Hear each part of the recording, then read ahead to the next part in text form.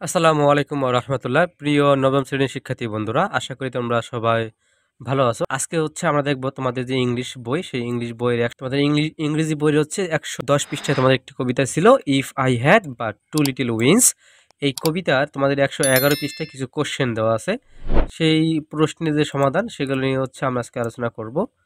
তো প্রিয় শিক্ষার্থী বন্ধুরা, দেখো তোমাদের ১১১ পৃষ্ঠায় বলা আছে, now read the poem again and write the answer to the following questions later and check your answers and pairs and groups। অর্থাৎ জোড়ায় এবং দলে হচ্ছে তোমরা বসে এই আলোচনা করে কি এই প্রশ্নগুলোর উত্তর দাও। তোমাদের একটা কবিতা ছিল যে if I had but two little wings, হ্যাঁ, এবং লেখছেন হচ্ছে এস.টি. কলোরিস।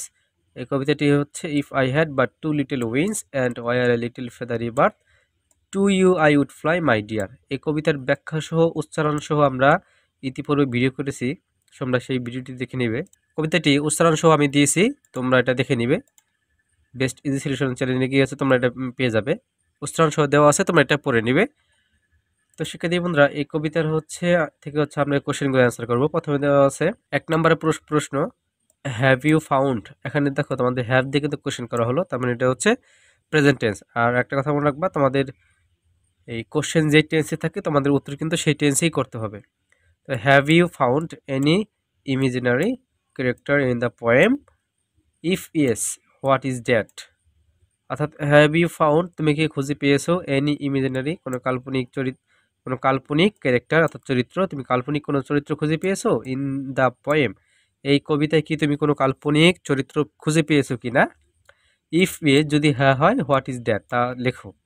অর্থাৎ তোমাদের যদি হচ্ছে এই কবিতা যদি কোনো কাল্পনিক যদি কোনো চরিত্র পেয়ে থাকো, সেটা কি করতে হবে, উত্তরটা লিখতে হবে। অর্থাৎ হ্যাভ ইউ ফাউন্ড, তুমি কি খুঁজে পেয়েছো এনি ইমাজিনারি ক্যারেক্টার, কোনো কাল্পনিক চরিত্র ইন দ্য পোয়েম, এই কবিতায়। আসলে কবি এখানে আসলে কি কি তার কাল্পনিক চরিত্র ইউজ করেছে। তো প্রিয় শিক্ষার্থী বন্ধুরা, আমরা উত্তরটা দেখে নিই যে উত্তরটা কি হবে। তো উত্তরটা কি হবে, উত্তরটা হচ্ছে আমি তোমাদের বাংলা উচ্চারণ সহ এবং অর্থ সহ লিখে দিয়েছি, তোমরা এটা নোট করে নেবে। ১ নম্বর উত্তর হচ্ছে yes, I have found an imaginary character in this poem. অর্থাৎ হ্যাঁ, আমি এই কবিতায় কি কাল্পনিক যে চরিত্র সেটা কি খুঁজে পেয়েছি। The character is a bird, অর্থাৎ সেই চরিত্রের নাম কি, বার্ড। অর্থাৎ কবি কি পাখি হতে চেয়েছিলেন, অর্থাৎ কবি চেয়েছিলেন কি সে যদি একটি পাখি যদি হতে পারতো, সে কি তার প্রিয়তমার কাছে উড়ে চলে যেত। তাহলে কবি কি চেয়েছেন, অর্থাৎ পাখি হতে চেয়েছেন। এই পাখিটা হচ্ছে কি তার কাল্পনিক ক্যারেক্টার, অর্থাৎ the character is a bird. তো প্রিয় শিক্ষার্থী বন্ধুরা, দেখো এখানে হচ্ছে যে পাখির কথা বলার সাথে সাথে কিন্তু আরেকটি কথা বলা আছে, যে আরেকটি শব্দ ইউজ করা হয়েছে, if I had but two little wings. এখানে উইংস কথাটা ইউজ করা হয়েছে, অর্থাৎ তার কাছে যদি কোনো পাখা বা ডানা থাকতো, সেক্ষেত্রে কি সে তার প্রিয়তমার কাছে কি উড়ে যেতে পারতো। তো উইংস হচ্ছে দ্য ওয়ার্ড উইংস সিম্বলাইজ, অর্থাৎ উইংস শব্দটি ব্যবহৃত হয়েছে হচ্ছে সিম্বলাইজ করেছে হচ্ছে ফ্রিডম। অর্থাৎ এই যে কবি যে জীবনে রয়েছে, আসলে সেই জীবন থেকে কি সে উড়ে চলে যেতে চায় তার প্রিয়তমার কাছে, এই জীবন সে আসলে চায় না, এটা ফ্রিডম, অর্থাৎ সে মুক্তি চেয়েছে। এই মুক্তি চাওয়ার বিষয় কি সে উইন ইউজ করেছে, অর্থাৎ পাখা যদি থাকতো সে কি উড়ে চলে যেত। তো এটা হচ্ছে সিম্বলাইজ করছে কি ফ্রিডম।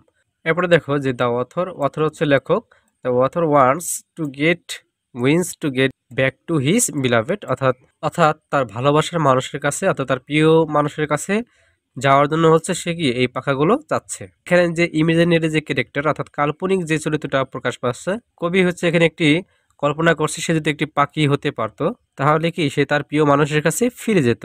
তাহলে কি এখানে আমরা ইমেজিনারি ক্যারেক্টার হিসেবে কি আমরা বার্ড অথবা উইংস আমরা বলতে পারি। অর্থাৎ এই দুইটির মাধ্যমে সে কল্পনা করেছে, এবং সে যেন কল্পনা করেছে যাতে সে কি তার প্রিয় তোমার কাছে উড়ে যেতে পারে। পরের কোশ্চেন ২ নম্বরে, what would the poet do in his imaginations.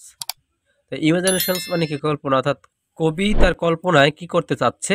এই কবিতার কল্পনায় বা তার অথবা ঘুমের মধ্যে ফার্স্ট অফ অল সে কি একটি পাখি হয়ে কি সে কি তার প্রিয়জনের কাছে কি চলে যেতে যাচ্ছে। অর্থাৎ কবি সে কিন্তু কল্পনা বা তার ঘুমের জগতে কিন্তু সে তার প্রিয়তমার কাছে কিন্তু সে চলে যাচ্ছে, এবং তার সাথে কি সে সবসময় থাকছে। অর্থাৎ আবার সে যখন কল্পনা জগৎ থেকে যখন আবার বাস্তব জগতে আসলে সে কি তার প্রিয়তমাকে কি আর পাচ্ছে না, অর্থাৎ সে হচ্ছে কি একাই থেকে যাচ্ছে। তাহলে প্রিয় শিক্ষার্থী বন্ধুরা, এই প্রশ্নের উত্তর কি হবে আমরা একটু দেখি। ইন হিজ ইমাজিনেশনস, তার কল্পনায়, the poet wants to be a feathery bird, তাহলে কবি কি হতে চায়? ফেদারি বার্ড হতে চায়, অর্থাৎ কবি তার যে কল্পনা, সেই কল্পনা কি চাচ্ছে? কল্পনা চাচ্ছে হচ্ছে ফেদারি বার্ড, অর্থাৎ সে কি পালকময় পাখি হতে চায়। এবং তার ইমাজিনারিতে আরো একটি কথা উল্লেখ করেছে যে he wants to have a two little wings, অর্থাৎ তার যদি দুইটি পাখা থাকতো, অর্থাৎ সে তার দুটি পাখা চায়, অর্থাৎ সে তার ইমাজিনারিতে হচ্ছে সে পালকময় পাখি অর্থাৎ একটি পাখি হতে চায়। পাশাপাশি সে পাখির মধ্যে তার যদি পাখা থাকতো, সেক্ষেত্রে কি সে তার প্রিয়তমার কাছে উড়ে যেতে পারত। কবিতায় সে হচ্ছে দুইটি ইমাজিনারি হচ্ছে উল্লেখ করে, সেটা হচ্ছে একটি বার্ড এবং wings. What do the word sleep and wake in the poem symbolize, অর্থাৎ কবিতায় দুইটি কথা উল্লেখ করা হয়েছে, স্লিপ অ্যান্ড ওয়েক, এই দুইটি, স্লিপ মানে ঘুম, এই দুইটি দিয়ে হচ্ছে কবি কি বোঝাতে চেয়েছে। তাহলে এই স্লিপ এবং ওয়েক দিয়ে হচ্ছে কি শব্দ প্রকাশ পাচ্ছে, সেটি হচ্ছে আমরা এখন দেখব। Sleep becomes a gateway along the author to bridge the distance between them and their beloved. তাহলে দেখো এখানে যে স্লিপ, এই স্লিপ হচ্ছে কি একটি, স্লিপ মানে হচ্ছে ঘুম, ঘুম কি আসলে একটি পথ, অর্থাৎ গেটওয়ে, গেটওয়ে হচ্ছে একটি পথ যেটির মাধ্যমে সে বোঝাতে চেয়েছে যে এই গেটওয়ে হচ্ছে পথ যেটির মাধ্যমে হচ্ছে কি একটি তৈরি করেছে কি ব্রিজ অর্থাৎ বা সেতু অর্থাৎ বন্ধন। সে যখন ঘুমায় সেই ঘুমের মধ্যে কি সে একটি ব্রিজ অর্থাৎ তার সৃষ্টি হয়, অর্থাৎ যার ফলে অর্থাৎ এই ব্রিজটি হচ্ছে দেখো দেম তার এবং তাদের যে ভালোবাসার যেই দূরত্ব ডিস্টেন্স, এটা কি কমিয়ে এনেছে কি ব্রিজ। অর্থাৎ দেখো যে কবি যখন আসলে বাস্তব জগতে থাকে তখন কিন্তু সে তার প্রিয়তমার কাছে কি যেতে পারে না। সে যখন ঘুমায় সেই ঘুমের মধ্যে কি তার একটি পথ সৃষ্টি হয়, অর্থাৎ তার প্রিয়তমার কাছাকাছি কি সে যেতে পারে। অর্থাৎ এখানে কি ঘুম কি একটি সেতু বন্ধন হিসেবে কাজ করেছে, অর্থাৎ যেটি ডিস্টেন্স কমিয়ে এনেছে এবং তার ভালোবাসা দুজনের মানুষের মাঝে কি ডিস্টেন্সটা কি কমিয়ে এনেছে। কি সে মানে কি কমিয়ে এনেছে, যে অর্থাৎ সেতু বন্ধন তৈরি হয়েছে, ঘুমটা কি একটি সেতু বন্ধন, যে সেতু বন্ধনের মাধ্যমে হচ্ছে কি তার প্রিয়তমার কাছে কি সে যেতে পারে। অর্থাৎ এই স্লিপটা হচ্ছে কি একটি গেটওয়ে হিসেবে কাজ করেছে। তো তোমাদের উচ্চারণ দিয়ে দিয়েছি, এরপর হচ্ছে তোমাদের বাংলা অর্থ, বাংলা অর্থ দিয়েছি পাশে। Wake in the poem symbolises that he is back into the reality of being all alone. Wake যে শব্দটা ইউজ করা হয়েছে, সে ওয়েক শব্দটা আসলে সে বোঝাতে চেয়েছে অর্থাৎ সে যখন ঘুম থেকে মানে উঠে গিয়েছে, অর্থাৎ ওই ঘুম থেকে ওঠার পরে সে যে রিয়েলিটি অর্থাৎ বাস্তব জগতে, সে বাস্তব জগতে কি মানে একা, সেই বাস্তব জগতে একদম সে একা হয়ে গেছে। অর্থাৎ সে যখন স্লিপের মধ্যে ছিল সে কি তার প্রিয়তমার কাছাকাছি ছিল, আর যখন সে উঠে গেল তখন কি সে বাস্তব জগতে ফিরে এসেছে এবং তার প্রিয়তমা থেকে কি অনেক দূরে, এবং সেই বাস্তব জগতে সে কি অর্থাৎ reality of being all alone, সে কি একদম একা, সে বাস্তব জগতে সে কি সব তিনি কি একদম একা, অর্থাৎ তাই ওয়েক শব্দটা কি ব্যবহার করা হয়েছে। তো প্রিয় শিক্ষার্থীরা, এরপর আছে দেখো, do you think the use of imaginary helps the readers. Readers মানে কি যে হচ্ছে পড়ে, অর্থাৎ যে পাঠক তাকে রিডার্স বলা হয়। To understand the poet's imagination, তুমি কি মনে করো ইমাজিনারির মাধ্যমে পাঠক কি তার পাঠক কবির যে চিন্তাধারা সেই চিন্তাধারাকে সাহায্য করতে পারে। অর্থাৎ তোমাদের যে ইমেজেরি অর্থাৎ আমরা যে কবিতার মধ্যে যে কল্পনাগুলো অর্থাৎ যেই যেটাকে আমরা কি বলি স্বপ্নগুলো আমরা দেখেছি, সেই স্বপ্ন বা কল্পনাগুলো হচ্ছে কবিতায় যে কবির যে ইমেজেরি ইউজ করা হয়েছে, অর্থাৎ যেমন বার্ড, ফেদারি বা অর্থাৎ উইংস, হ্যাঁ, যেইগুলো অর্থাৎ এগুলো কি আসলে পাঠক কি পরিপূর্ণভাবে কবির মতো করে হচ্ছে কল্পনার জগতে বা কল্পনাগুলোকে আসলে সে বুঝতে পেরেছে কিনা। অবশ্যই ভালো বুঝতে পারবে। কিভাবে দেখো কল্পনাগুলো কেন ভালো বুঝতে পারবে কিনা, অবশ্যই ভালো।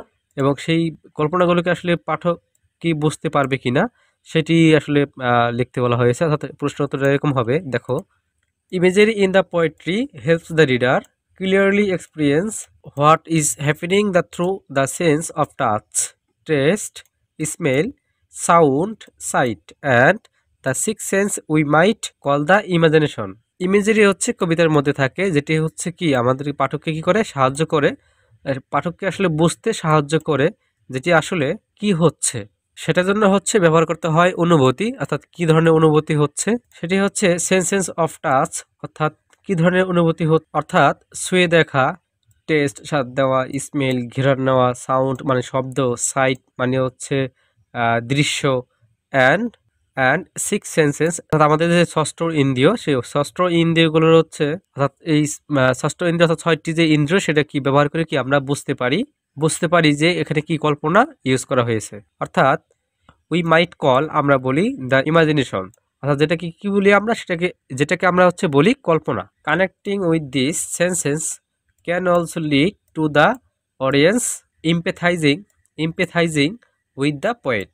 অর্থাৎ এই শব্দগুলো ইমাজিনেশনের মাধ্যমে কি হতে পারে, তোমার যে ষষ্ঠ ইন্দ্রিয় আছে সেগুলোর মাধ্যমে তুমি যে একজন অডিয়েন্স মানে তুমি যে একজন শ্রোতা, তুমি কবির সাথে কি ভালো একটি আহ, মানে এটা কি বলা হয়, কবির প্রতি যে একটি সহানুভূতিশীল সেটা কি হতে পারে। তো হচ্ছে এই ছিল আমাদের 4 নম্বর কোশ্চেনের অ্যান্সার। তোমাদের উচ্চারণ বাংলা অর্থ সহ লেখা আছে, তোমরা লিখে নিবে। এর পাশাপাশি তোমাদের 3 নম্বর কোশ্চেনের অ্যান্সার আমরা একটু আগে দিয়ে এসেছি, তোমরা সেটা উচ্চারণ সহ বাংলা অর্থ সহ লিখে নিবে। এরপর হচ্ছে তোমাদের 2 নম্বর যে কোশ্চেন ছিল সেটির উত্তর এটি। এরপর হচ্ছে তোমাদের যে 1 নম্বর কোশ্চেন সেটির উত্তর হচ্ছে এটি। তো শিক্ষার্থী বন্ধুরা, এই ছিল আমাদের আজকের কোশ্চেনের অ্যান্সার। তো পরবর্তীতে হচ্ছে 8.22 একটি ইমেজ অ্যান্ড এক্সপ্লেনেশন, এই বিষয়গুলো হচ্ছে আমরা সলিউশন দিয়ে দিব। তো পরবর্তী ভিডিও দেখার আমন্ত্রণ জানিয়ে বিদায় নিচ্ছি। আল্লাহ হাফেজ।